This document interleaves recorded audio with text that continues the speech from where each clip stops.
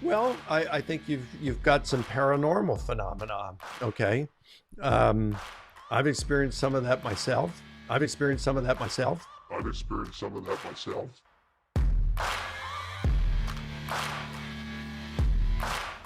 Welcome to Trinity Radio.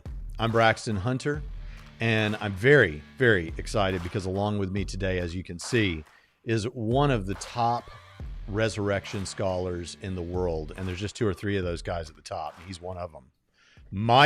Dr. Mike Licona of Houston Baptist University. I am so excited, honored, and pleased to have you here again, my friend. Welcome. Thanks, Braxton. It's great to be with you, brother.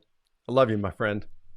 Yeah, well, we've been friends for many years, and we've traveled together, spent time together in and outside of the United States, and it's always been such a blessing to me.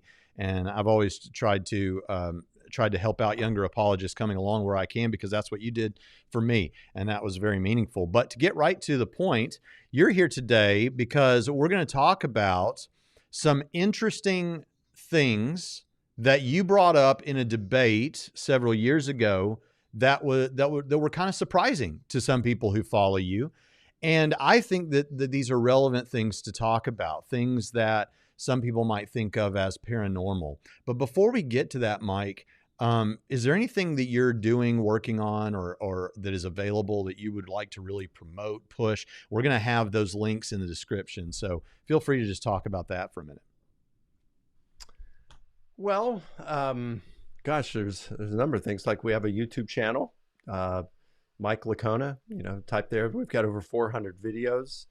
We're also on AP315, which is spearheaded by Kurt Jarris. We have some videos there, so we can't be canceled. Yeah. And we're adding a bunch more videos there. I'm working on a pop level book of my 2017 book on gospel differences. I hope to have that done here really soon, wrap that up, and hopefully that'll be out in the fall of 2023. I'd mentioned HBU, but you're president of Trinity, and it wouldn't be appropriate for me to do that. So we'll just It's fine. Hey, go. listen, we do, there are many people who have gone to Trinity and have also gone to HBU. There have been at least a couple of students who've gone from Trinity to HBU. And my view about this is just that, hey, we're serving the kingdom, and there are things that there are people that you're going to reach and educate there that we're not here. So praise God. And we have nothing but respect for HBU. Well, I appreciate that. So, and I respect what you're doing up there too. Well, good. Well, Mike, so let me just set the stage by saying that several years ago, in fact, the first time that I ever saw you debate live was in Austin, Texas, at the Unapologetics Conference put on by Texas Baptist with Leighton Flowers and now Eric Hernandez, and you were debating Matt Dillahunty. Now, subsequently, I debated Matt Dillahunty at the same conference in another city, but I hadn't yet, and so I was watching you debate him. And everybody knows your deal, Mike. You're going to talk about the resurrection. That's your thing. Then it became the Gospels, but the Gospels and the resurrection, that goes together really well. And we've heard you talk about that many, many times. And this debate was different. And this debate was different because it seems that you began by establishing the supernatural before moving on to the resurrection. And you did that in an interesting way. So I'm just going to let you explain what was going through your head or why you find those kind of things compelling. Yeah, I thought I'd do something a little differently. Now I had done that at least one time prior to my debate with Matt.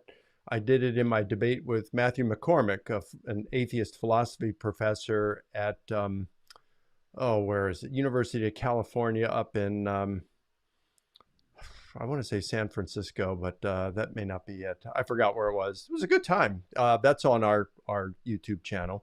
And I brought up some of the paranormal phenomena there. I figured, atheism doesn't think that there's any kind of supernatural or spiritual dimension, but there's a lot of evidence, some decent evidence for a spiritual or supernatural dimension, however you want to call it. We'll just call it a spiritual dimension, I suppose. And so why not give it? Yeah, some people may think you're a little quacky from doing it, but hey, that's just because they haven't experienced it. Once you experience it, you know that atheism is false. Um, and there's enough people out there who have experienced the spiritual dimension of reality. And when it was going to be in Austin, I had heard, whether it's true or not, I had heard that that's like a Wiccan capital. And so I figured, okay, well, they're familiar with the spiritual down there. So I'm probably pretty safe to bring it up. Yeah. No. No, I mean, I got clobbered by Christians. There was a pastor who attended that debate who said that, emailed me and said that I should never debate again. Because he and some of the church members who had attended that debate were just wanting me to use scripture. And the fact is, I brought in a number of evidences of a spiritual dimension of reality. And I figured, you know what? I'm going to do that spend some more time on that rather than typical arguments for God's existence and spice this up a little bit. I mean, after all, this is, I believe, legitimate evidence. So why not use it? So two things I want to say about that, Mike, that I've always wanted to say, and I probably have said, but here on this video, one is that I've always put you, so almost nobody cares about apologetic methodology, about arguing about what apologetic methodology to use and all that, except for the people who are apologetics geeks, and this is all they think about.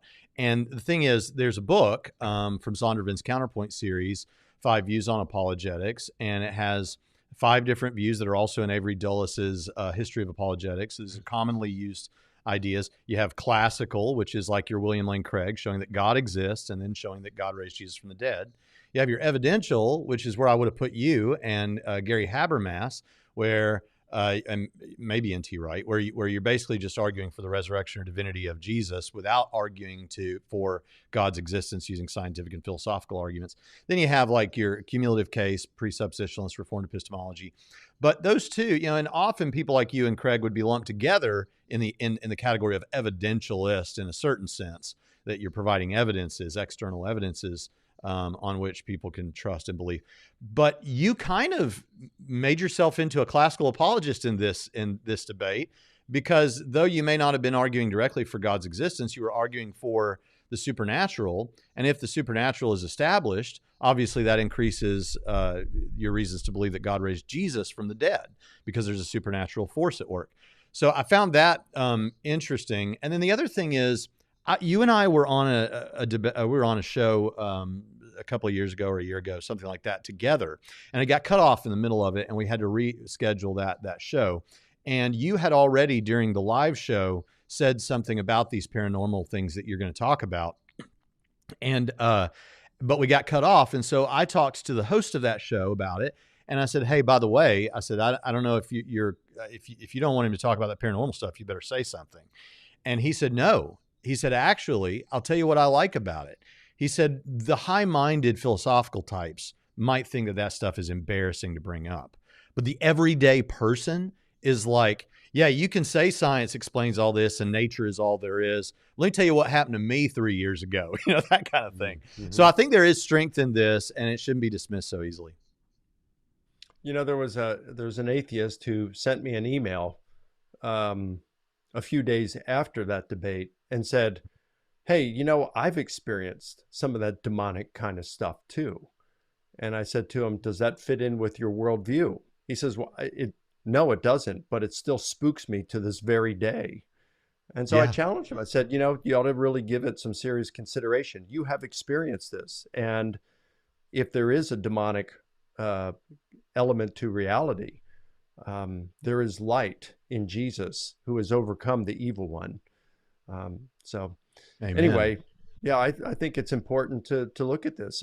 Back in the first century, of course, with Jesus, I mean, he's expelling demons. Now, I've never expelled a demon. I don't know that I've ever seen a demon-possessed person. People have in other countries, in third world countries.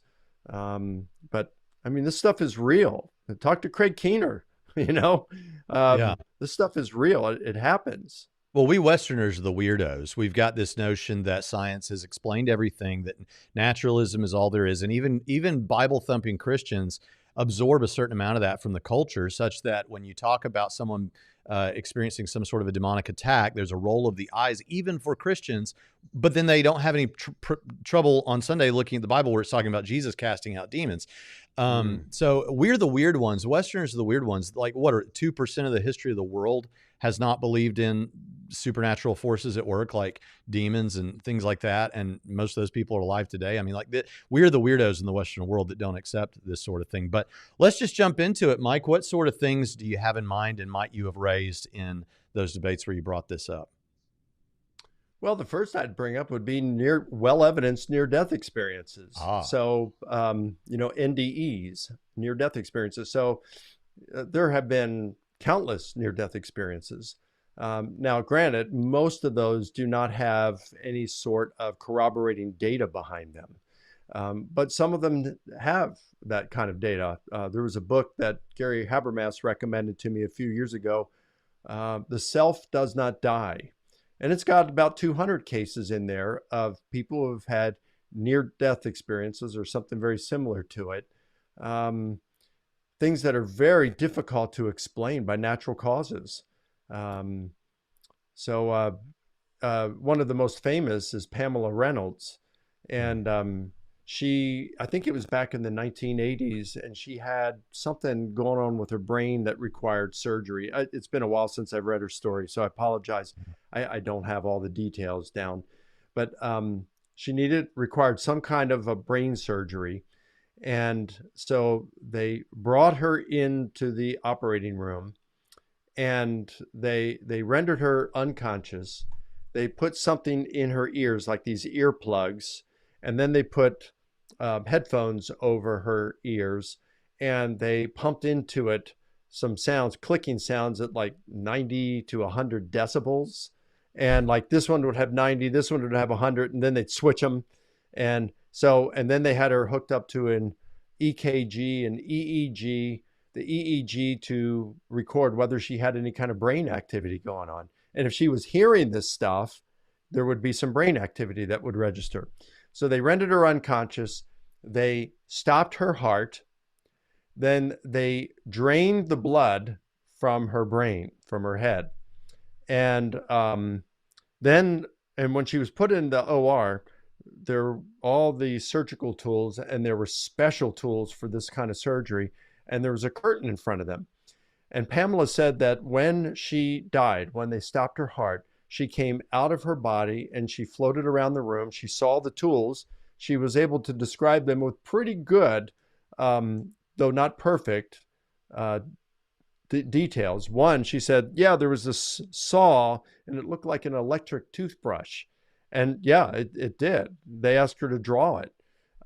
She was able to repeat some of the conversations that were going on, like why did they put I don't know if it's a catheter, the catheter in her groin area during the surgery, or while she was rendered unconscious. And her eyes were taped shut. So they put a catheter in her groin area, and she said, well, why did you have to do that?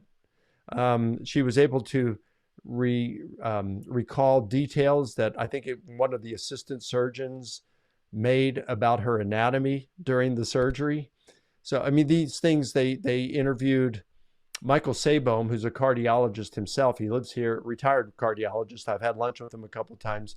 He lives here in the Atlanta area.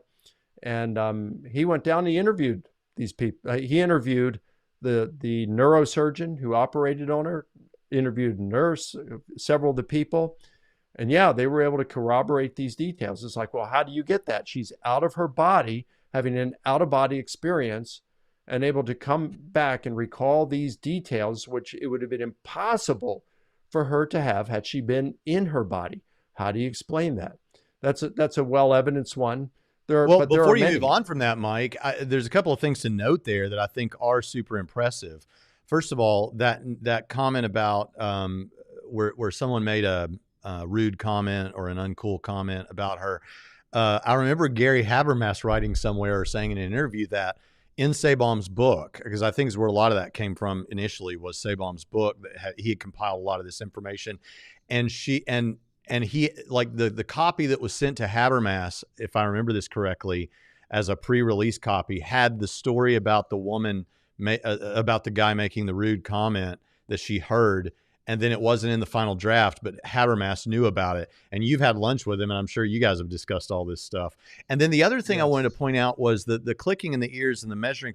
Do you understand what was just said? It was just, this is called Operation Standstill, I think they called it at the time, and where they lower the body temperature and drain the blood. And there are so many things here. It's often easy to say something like, well, maybe they weren't really unconscious, or the anesthesia didn't work, or their instruments weren't measuring something right.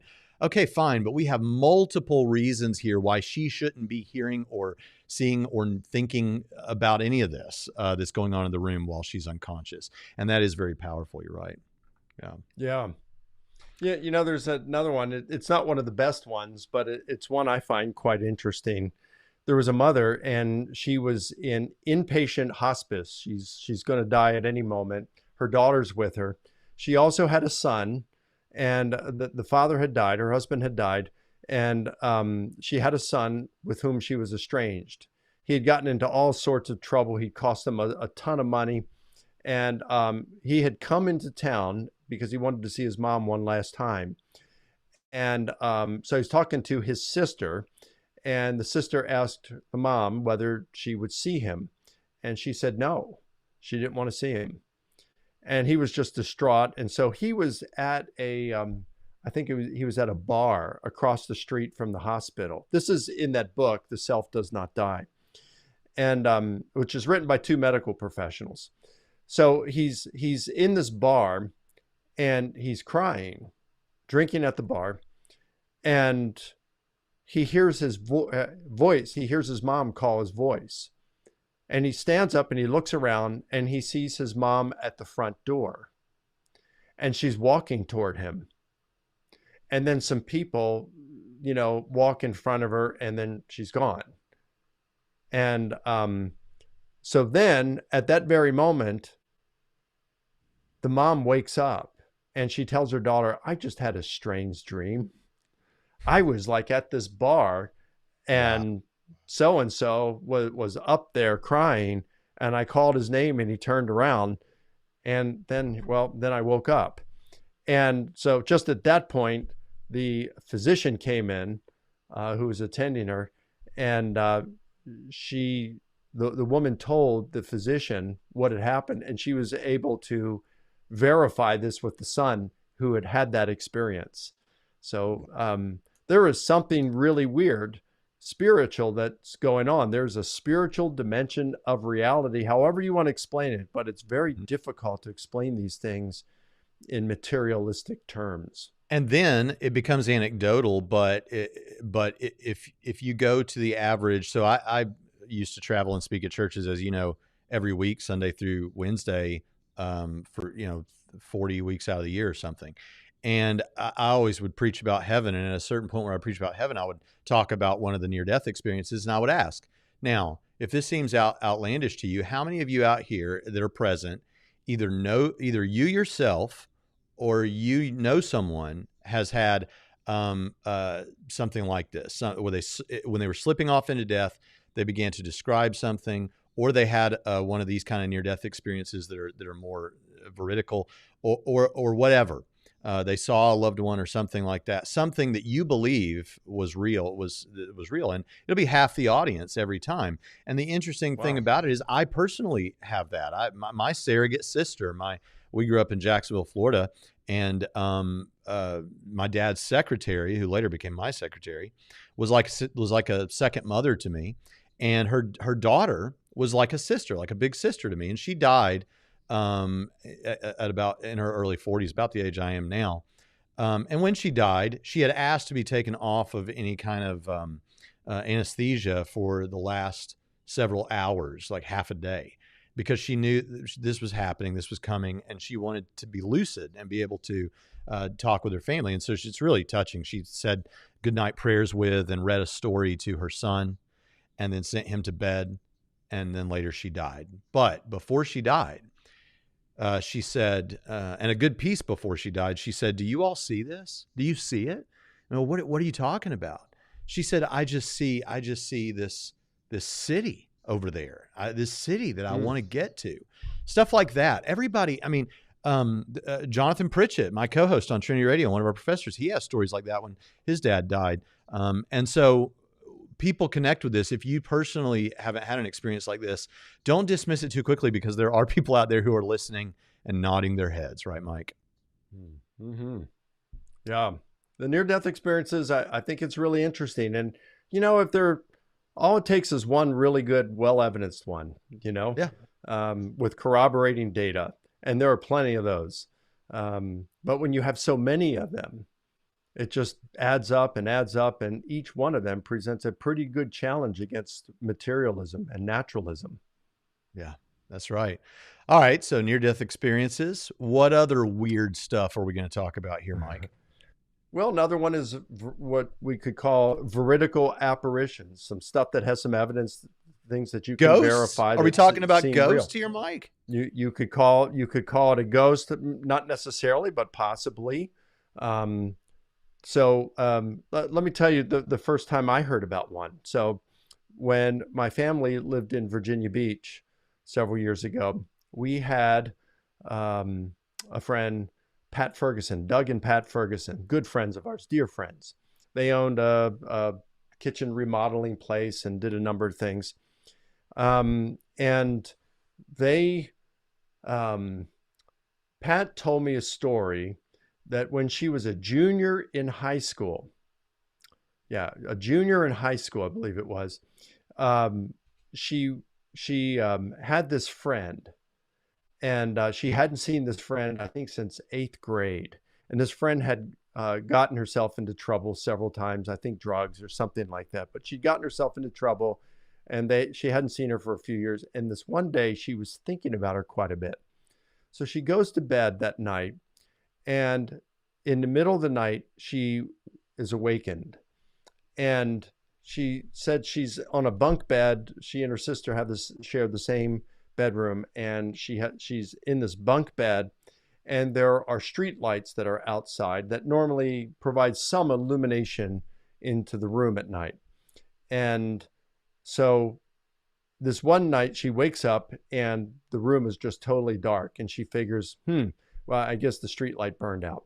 And she closes her eye, and when she opens her eyes, she sees that the face, it's an illuminated face of this girl that she had been thinking about on the previous day, and that she hadn't seen in 3 years. And it just had this blank stare on her face. And it was like about 3 feet in front of her. And it really startled her. And she thought, what is this? And she closed her eyes, and she opened her eyes again. And when she did, she saw imposed behind that face was like the red face of the devil. And she described it to me. She said it was a red face. It had a wicked smile, and he had 2 horns coming up. I said, so you thought it was Satan? She said, that's how I interpreted it.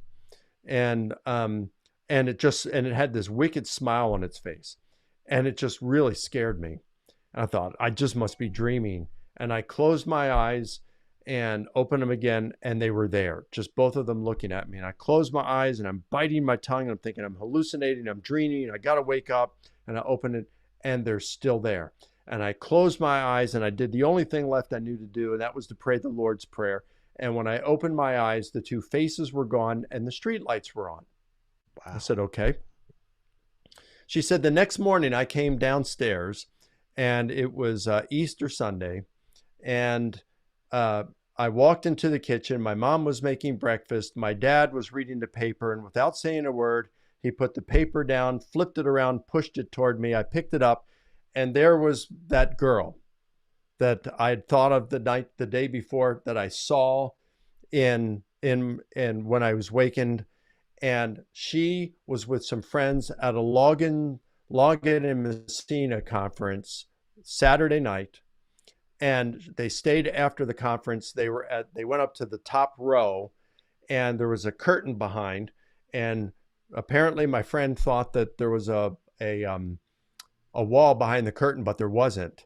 and she leaned back and fell down 2 stories onto concrete. They took her to the hospital, and she died at 2:30 in the morning. She said, "Oh, and this is a detail I left out.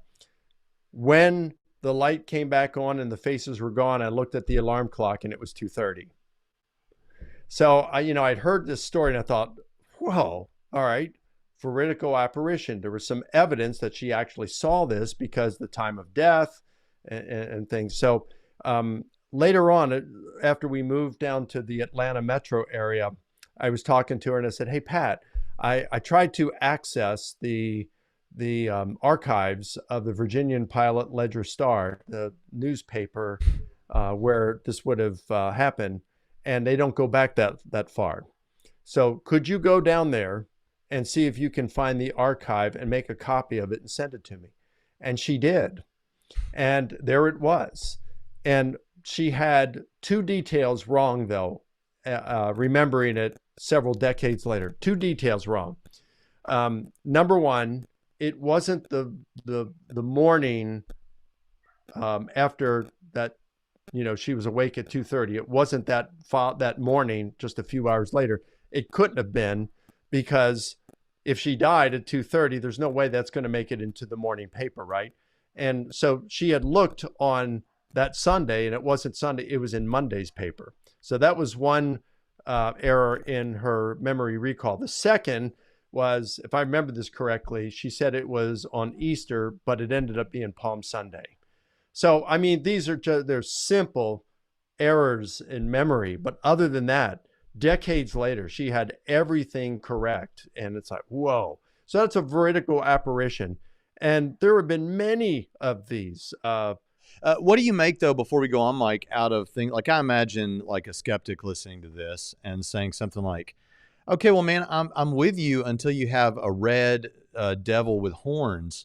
That seems a little bit like Chick Track, like cartoon like. What what do you? How does that affect you when you hear that? Because it is a powerful story, but when I'm dragging my comb through it, that's the only part that hangs me up a little bit. Not that it couldn't still be true just like that, but I'm just wondering what your take on that part was. Yeah, to be honest with you, Braxton, I had a little trouble with that at first too. It's kind of embarrassing, but I mean, it is what it is, right? Yeah. So, I mean, that's what she saw. That's what she saw. She recalled everything, except those 2 minor details with great accuracy. Decades later, the corroborating, evidence for it. So I don't know how you explain it. Maybe, was that actually the girl? Was it actually Satan? Was it a hologram? That was it a demonic force manifesting in a way that would be frightening to the young girl? Perhaps, I don't know. Yeah. Who knows? Yeah, I mean, we just don't have the playbook for that kind of stuff. Yeah. But that doesn't at all explain away the evidence. It doesn't. It's more of a thing of, I did want to ask you what you thought about it, but more noting it for people that are going to be like, hold on a second. I think it's relevant to point out that to Christians too, it's like, okay, but still the evidence is there for an interesting evidence for a powerful experience. So Dale Allison, now, what were you going to say about Dale? Okay. He's a friend of mine. He's one of the top New Testament scholars in the world. I've said this several times, but, and Greg Manette, my friend, said it to me once, and I agree with him. If you were to poll the top New Testament scholars in the world, just say those that the 400 or so members of the Society for New Testament Studies, and you'd say, who would you say are your top 5 New Testament scholars alive today? I think Dale Allison's name would appear on that list more than any others. He is just really sharp. I mean, he's not a conservative New Testament scholar, not an evangelical, but he's brilliant. I don't agree with him on everything, but I mean, he's brilliant. He's written some great stuff. He just came out with a new book, Encountering Mystery, where he talks about some of the stuff he has experienced. He himself has experienced veridical apparitions, things where an apparition appears to him, and I think it was his dad, and said, "Hey, go tell someone, wish them happy birthday for me today." And so he thought, well, that's weird. And so he calls his dad's friend to wish him a happy birthday, and it turned out it was their birthday. Wow. So it's like all kinds of stuff. He saw, I think her name was Barbara. She had died, I believe, in a car, in a car wreck, and she appeared to him years later. Some of these are veridical, some not. But I mean, we're not just talking about, goofball kind of people. We're talking about intelligent people, Yeah. highly educated people, Of course. Yeah. respectable people who have experienced these veridical apparitions. These aren't necessarily rare. I mean, there are a lot of people who have these. And these, just like well evidenced near death experiences, those that have corroborating data, veridical apparitions pose a serious challenge to materialism, to naturalism. Right on. Okay. So I'm tempted, obviously, each time, Mike, to want to spend 45 minutes talking about each thing you raise.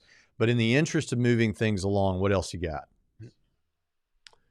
Well, I think you've got some paranormal phenomena. Okay. I've experienced some of that myself. I'm sorry, my voice is cracking here. I don't know why, but No, that's okay. That's fine. so paranormal phenomena. I mean, I've experienced some things. I'll just give you one Really? incident I had, but I've had several. So during the late 1970s and throughout until probably the mid 1980s, my dad had a ministry. He had been in the Masonic Lodge, the Shriners, and when he became a Christian, he started feeling a little guilty about being in that, and so he started looking into its background, and he found that the two guys who founded the Masonic Lodge, I think Mackey and Pike, they had borrowed some stuff and dabbled in the occult, and so he was going around to churches and on Christian radio. He even appeared on the John Ankerberg show once or twice, and saying that Christians should not be involved in Freemasonry and the Shriners. And Braxton, I kid you not, before he would go on a major program, television, radio, or in a larger church, our house would become haunted. It's just really strange. I mean, doors would slam shut for no apparent reason. My parents, they both, I never experienced this, but my parents would sometimes in the middle of the night would look over at the entrance to their bedroom and they'd see someone standing in the doorway. My dad would normally see a large man. My mom once saw a large man with his arms crossed. Another occasion, she saw the silhouette of a woman wearing a very elaborate dress. And I was like, man, that's weird. And they would just pray, or they'd say, "In the name of Jesus, I command you to leave," and it would be gone. It would just vanish. No priest? One time for me, No priest required? No priest required? Yeah. So one time I was home from college or grad school, I don't remember which, and I think it was for Thanksgiving break. And so I would typically go out at night and, just walk around. There was a baseball field near my house in Baltimore, and I'd go there. It was across from a giant grocery store. They have a chain there called Giant. And so because of the parking lot being lit up, some of that light carried over to the baseball field. So your eyes adjust and you can see, but I doubt that anyone could see me.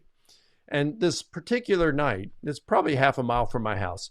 And this particular night, I just felt like in just a wonderful mood for worship. And at one point, I am just laying on the ground and praying and singing hymns to the Lord and just worshiping. And in a little bit of the distance, I heard footsteps coming toward me. And I thought, I'm just going to ignore it. It's probably just someone walking their dog, and maybe they see me here and they're laying on the ground and they wonder if I'm okay.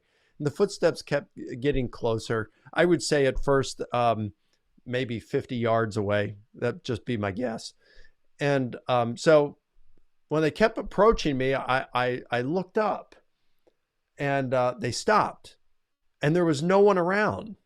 Thought, it's just the wind blowing the leaves or something. And I put my head down and start praying and worshiping, and the footsteps start coming toward me again. And I thought, I wonder. And I look up and they stop. And then I start praying again, and they start coming toward, and I look up and I'm thinking, all right, I know what this is. I'm pretty sure this is kind of some of this spooky, perhaps demonic stuff that my mom and dad and some of us experienced in the house. And I put my head down one more time, and it's like these things are within 10 yards, and they're running toward me, and that just spooked me, and I got up and I ran home. So, I mean, these kinds of things. My dad had he had the bigger stories, but boy, I have to admire him. He got to a point where, he would just allow it to go around him, and he wouldn't allow it to phase him. But man, it spooked me. And it's probably only within maybe the last 5 years that if I were alone in my house at night, that I would not have a night light on just outside the bedroom, wow. Because it still spooked me up until about 5 years ago. So, I mean, that stuff is, paranormal phenomena, that's just my own personal experience and my family. Well, I'm fascinated by your personal experience. So don't move on real quick. I want to know, how confident are you? Because you're known for being very open and honest about your credences. So how confident are you that happened? Oh, high 90 percentile. Okay. Yeah. How confident are you that there were footsteps coming towards you, however there were footsteps? Yeah, I'd say high 90 percentile. Wow. I mean, there are plenty of things for which I have doubts and less confidence, but yeah, I'd say high 90 percentile. I don't see myself hallucinating that or just imagining that. That was very, very real. Now, I don't expect a skeptic to take that and say, well, I should listen to that. Lakona's just a quack. After all, he's a Christian, right? Yeah. He believes in all this supernatural stuff. But, right. Once you experience this kind of stuff, you know it's true. And, okay. It's not just me. Yeah, go ahead. I mean, I've got a friend who lives in the Houston area, Gary Hamrick. He used to be in Hawaii. In Maui, he was an evangelism pastor. He's got all kinds of demonic stories. One that I told during my debate with Matt was a friend of mine, Kim Earhart. She, I don't know where she lives now. It was either Indiana or Michigan. I met her years ago. We kind of stayed in touch every once in a while on Facebook. But she told me how when she was a junior in high school, another junior in high school, when she was a junior in high school, she was dating this guy very seriously. They had planned to get married upon graduating from high school. And she and her boyfriend and another couple were down in her basement playing on a Ouija board on Halloween during her junior high school. And the Ouija board said that her boyfriend would be decapitated that day. And all of them are laughing, but she's not laughing. She says, no, this isn't funny. Look, my mom's a witch. My grandmother was a witch. I've dabbled in the witchcraft. This stuff isn't anything to laugh at. And they just kept laughing. And so she just insisted they pack up the Ouija board, put it away. And then they went to dinner. They were going to McDonald's. And so she insisted that she drive and they take an alternate route there. And so they did, and nothing happened that day. And, but the next year on Halloween, her and her boyfriend planned to meet for dinner and he didn't show up. And so she goes to where he was working. He was working on a crew where they were putting branches into a wood chipper, taking down trees and putting it in a wood chipper. And she found that day, a branch caught his arm and pulled him into the wood chipper up to his neck, and it decapitated him. Wow. So that was weird. And then a few years later, she got together with some other friends, because now she really missed him and she wanted to communicate with him in the afterlife, in the spirit world. And so they got the Ouija board out again. And as they're trying to communicate, this time they're in the kitchen and they had a metal trash can in there, a small metal trash can with a metal lid. And she said, as they're trying to communicate with him, the lid on that trash can just kind of lifted up and hovered in the air. And then it like threw itself on the wall. And rather than bouncing off the wall, it like went flat on the wall. And then she said it was like a hand was guiding it down to the floor. It went down to the floor and then came off and was spinning like a coin. And it just terrified them. And so they got up and ran out. And I said, do you think your friends still remember? And she says, I don't know. Let's find out. So within like an hour or two, she's sending me screenshots where she had texted them. One was in prison, so she couldn't communicate with him. But the other two, they said that they remembered it.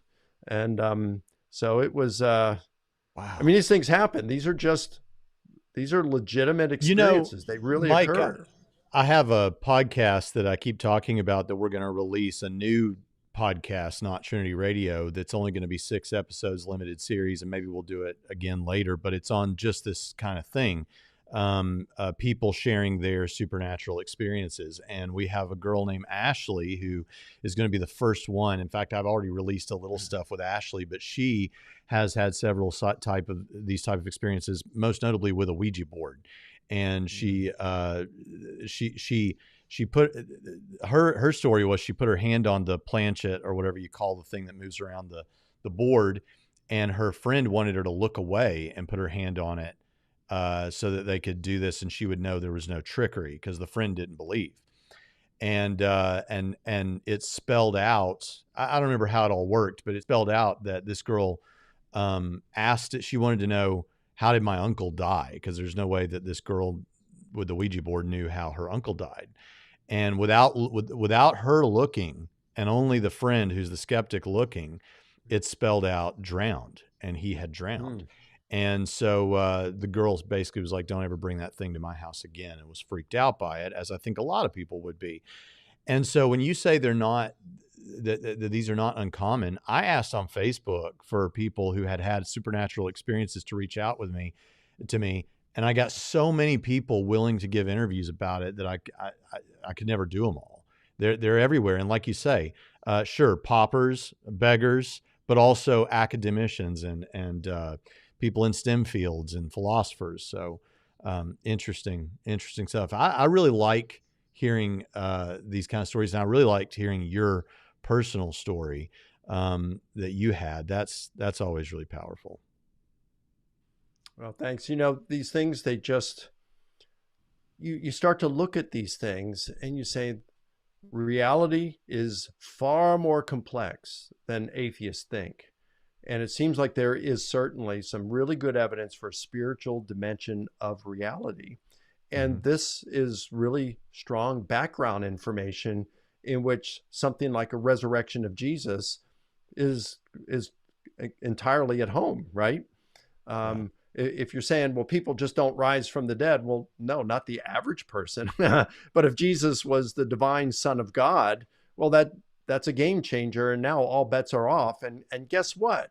This kind of stuff, the spiritual stuff, the supernatural stuff, this isn't as foreign to reality as many people would think. This is very common stuff. And, Craig Keener it could be explained, too. The supernatural stuff, sure, maybe that's real, but it could be explained by Islam or Hinduism or it's not specific to Christianity. What would you say to that? Say, yeah, you're right. And I, just like arguments for God's existence doesn't zero in on Christianity either. But it does mean naturalism's false. That's right. I can check that one off and say, well, that's not the correct worldview. So let's find something else. And then you start to compare some of these other things. And look, you do apologetics, I do apologetics. I think we'd be the first to be honest, to be open and admit we don't have the answers to everything. There are some things that are confusing. Like, for example, near-death experiences. people in heaven don't just happen to Christians. They happen to people of other faiths as well. Yet that doesn't seem to bode correct with what's taught in the New Testament about the exclusivity claims of Christ. Now, there are perhaps some decent ways of explaining that. But, I don't have the answer to everything. But what I do, I see, okay, I don't think atheism is true because it's not very compatible with this kind of stuff we're discussing right now. All right, now I compare Christianity with Islam, with Hinduism, with Buddhism, and it seems like we have a whole lot more going for Christianity in terms of supporting evidence than we have for any of these other religions, any of them. So yeah, I think that I am rationally justified in embracing Christianity and interpreting some of these spiritual experiences in light of the Christian worldview. And it kind of works the other way too. For example, like you said, if we were making it up, if all this was being fabricated, perhaps we would craft a story where the Christians always end up going to heaven and everybody else ends up having the hellish experience. And like you say, Christians have responses to why we might see these in near-death experiences, but that's kind of one might think it's a point against us, but in another sense, in another domain, it's kind of a point in favor.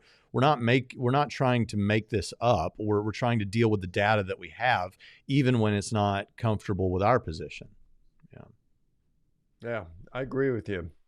Then we've got radically answered prayer. That's another one that we can add to this. I mean, no, let's face it. Most answered prayer isn't something that we look at and say, well, we know that God answered prayer. So say I get on a plane and fly to Houston and I pray, God, get me there safely, and I land safely. Did God answer prayer? Well, maybe he knew that an engine or two were going to go out, or maybe there was going to be a terrorist making their way onto the plane and God thwarted that. I don't know. Or let's just say I pray that I get a job. Someone prays they get a job and they get the job. Is it because God gave them the job, or is it because they were the best candidate applying for it? Well, it could be that God gave it to them, but it could also be that, they were the best candidate. You're just not going to know. Most answered prayers are that way. But there are other answered prayers that really get your attention a whole lot more. Like I have a friend, I haven't spoke with him in years, but his name's Loy Reed. He's probably in his 70s right now. And Loy used to be the director of collegiate ministries for the Florida Baptist Convention. And in June of 1987, Loy got in a terrible car accident. He was driving from, I believe, Alabama back to Florida, and it was, early in the morning, and he could hardly keep his eyes open. So he pulled the car over to the shoulder, turned the lights off, went to sleep, and a drunk driver didn't see and was veering off the road and slammed into the back. And anyway, Loy was in a coma for weeks. And so then July 4th, 1987 comes around. Loy's still in a coma in the hospital, and miles away, a bunch of people from his church were celebrating the 4th of July with a church picnic. And at 4:00 in the afternoon, they got together to pray for Loy. And at 4:00 in the afternoon, miles away in the hospital, Loy came out of his coma after being in it for 3 weeks. And it gets better. Before midnight, everyone else that was in that same room had been in a coma for no less than a month, and some as much as 6 months. And every one of them came out of their coma by the end of that night. Oh my gosh. Yeah, I mean, that's pretty cool stuff. That's awesome. Radically answered prayer. And so there's plenty of those. God walked through the room or something. Exactly. So I mean, one that boy, what's one that I could pick that I've had? So I don't remember. I think it was 1988, and the Lord had impressed on me that in the spring, the fall of 1988, and the Lord had impressed on me that He was going to do something very special through through my ministry in the spring. And so he impressed it on me to fast and pray about this. I hate fasting. Haven't done it for a long time either.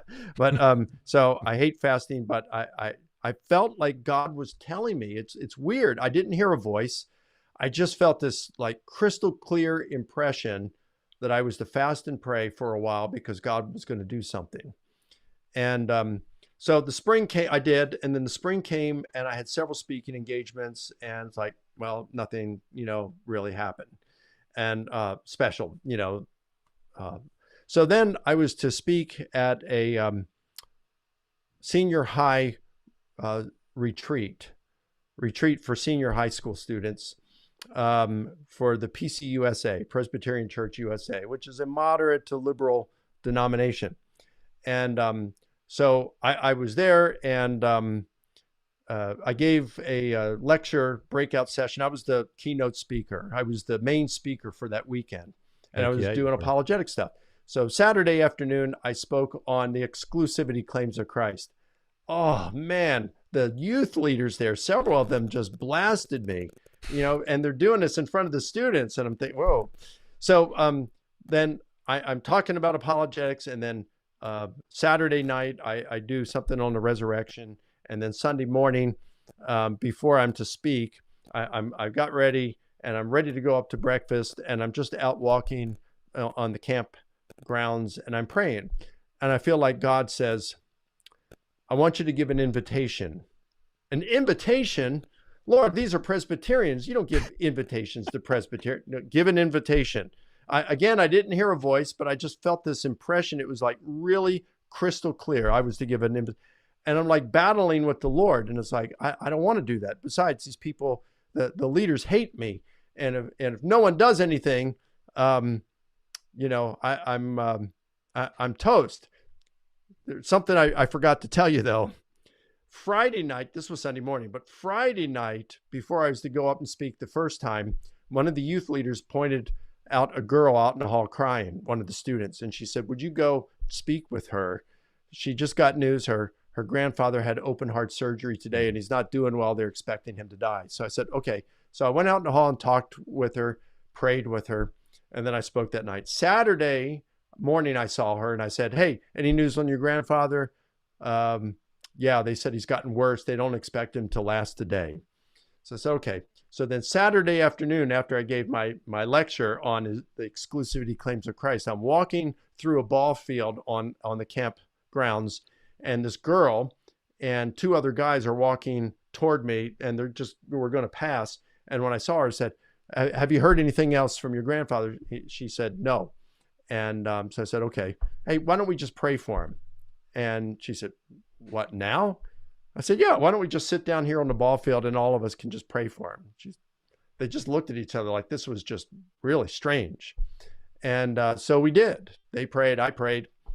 It's like half an hour later, she comes running up to me and saying, Mr. Mike, my grandfather just called. He said, were you praying for me? And I said, yeah. He said, I felt like I was going to die until about half an hour ago.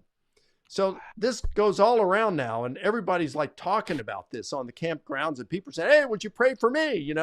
And hey, it's not me. I'm not special or anything. It's God. So anyway, Sunday morning comes, God's impressing on me to give an invitation. So I do. And one of the youth leaders got saved.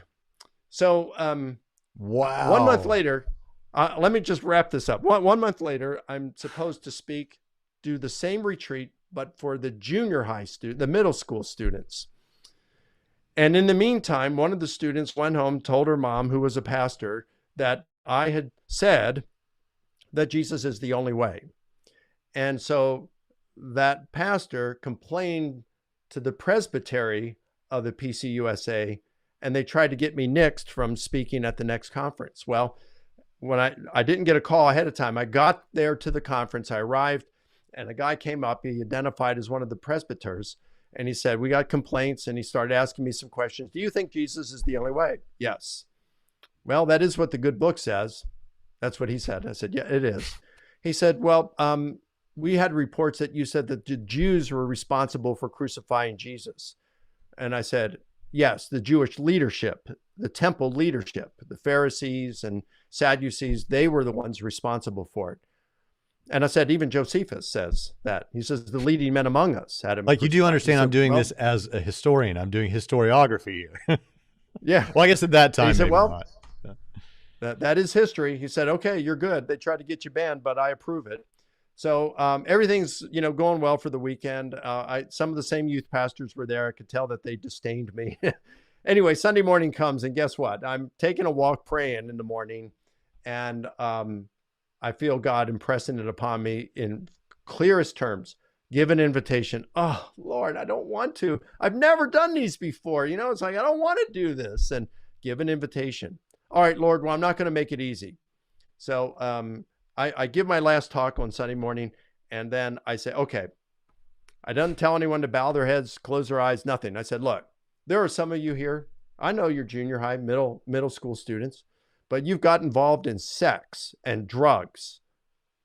And you're saying, you know what?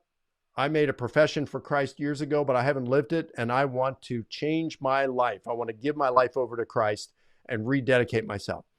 And there are others. And by the way, one of the worship leaders was a lesbian atheist at this retreat. There are others here who are not believers. And now you've looked at the evidence and you say, you know what?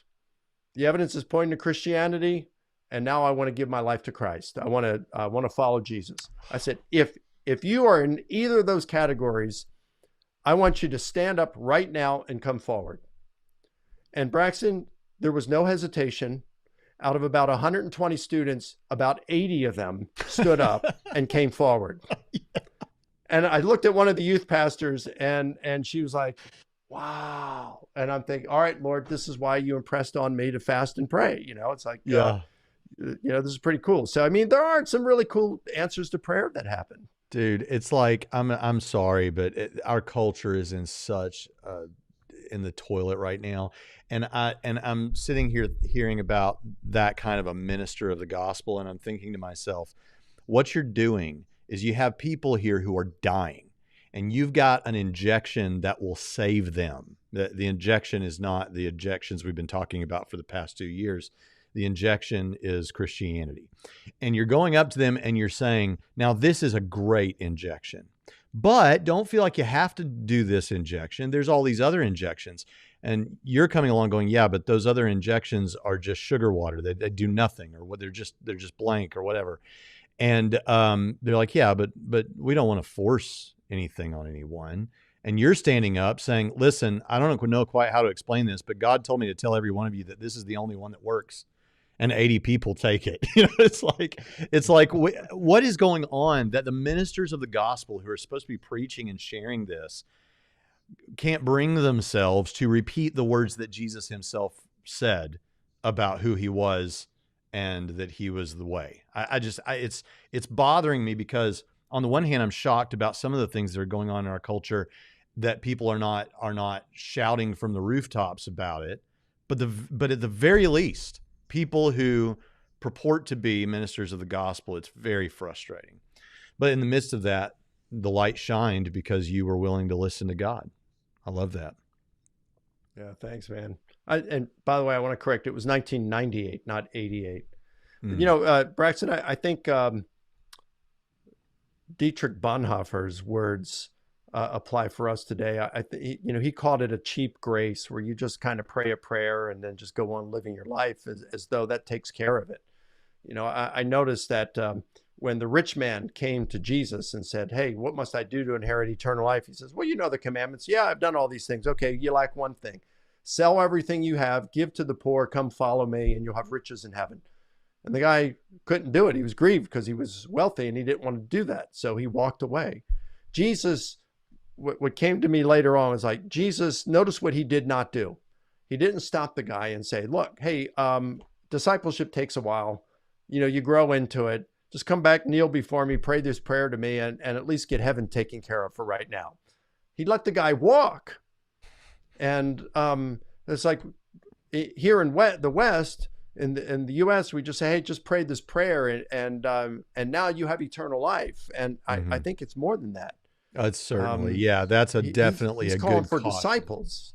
to make. It's the reality is you need to understand it, with the whole thing recently that's been going on with Dr. Craig. We're not going to get into that, but Dr. William Lane Craig, a part of the discussion that's been happening between the atheist community on YouTube and him centers around what it costs, or sprang from what it costs to live the Christian life. There are heavy costs, and those will seem heavier, as you and I were talking before the show, I think, or maybe on the show, depending on where you are and what century it is or decade. It'll be worse for some than others, or depending on what your proclivities are, the sacrifice may seem to be higher than for others. But yes, we don't at all want to present the notion that saying a series of words makes you a Christian and there's nothing else required. Yeah. Well, let's face it, even here in the United States, if you hold views that go against the elite today and the leftists, there are people who are losing their jobs. Losing jobs, losing contracts, they're being ostracized from wherever. I think we're very close to a time when standing up for your Christian faith. I mean, look, you just taken a stance to say, look, same-sex marriage is the law of the land, but I still think it's immoral. You can get yourself in trouble for expressing such a view. And people are silent about that. A lot of people are silent about that at work because they're fearful of what can happen. Look how social media cancels you, Twitter, Facebook, and cancels you if you come out with statements of truth of what you believe and your opinions on things. I mean, your kid, or what happens if your child says, I think it's a boy, and says, I think I'm a girl, and I want to talk to someone about gender affirming therapies or something. I think there already have been ramifications for some people that have said, no, that's not what that means, that you have that feeling right now or something.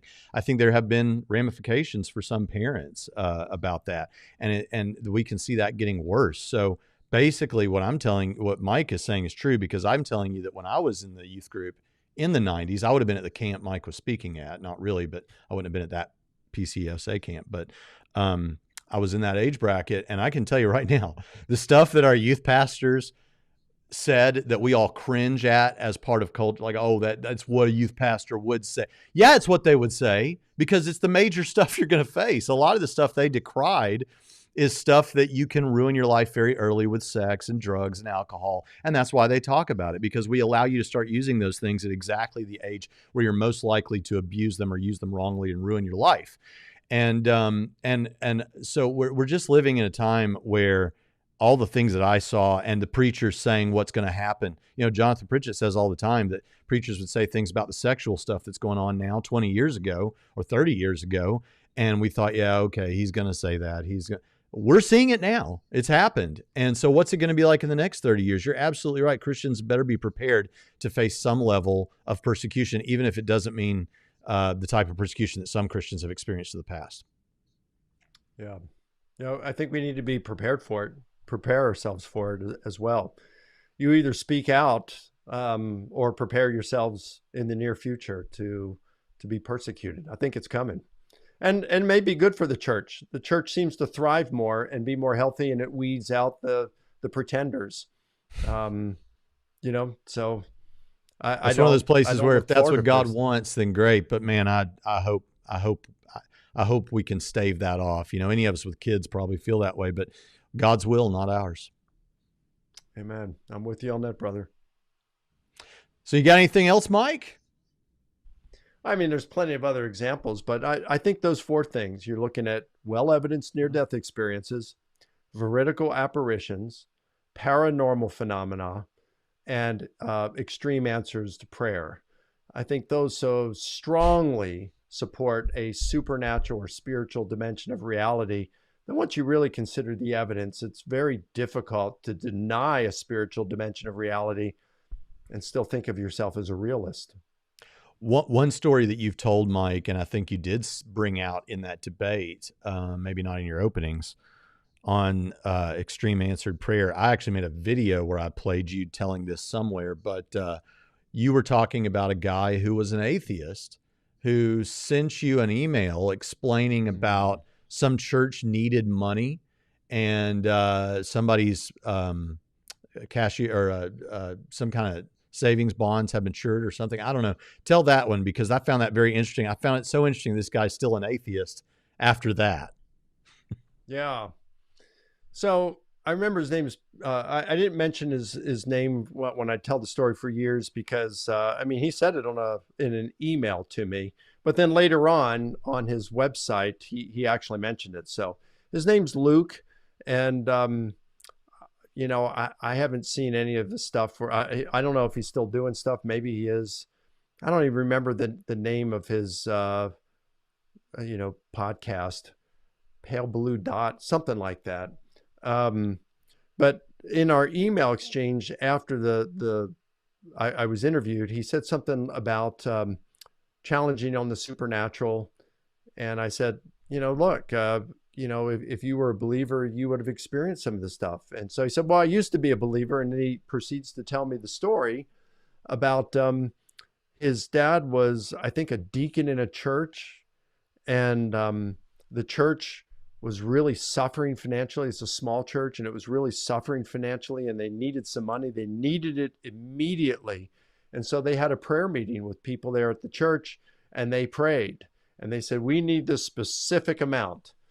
And it's like the very next day or something like that, in the mail was a check for that exact amount. And they called the woman, and they said, well, what made you give this? She said, well, you know, years ago, I visited your church. She hadn't been gone since. Years ago, I visited your church, and the Lord impressed upon me to put some money aside in an annuity to give to you at a later time. Wow. And I just felt like it was time. And she had no idea they had the need, but it was to the very penny of what they needed.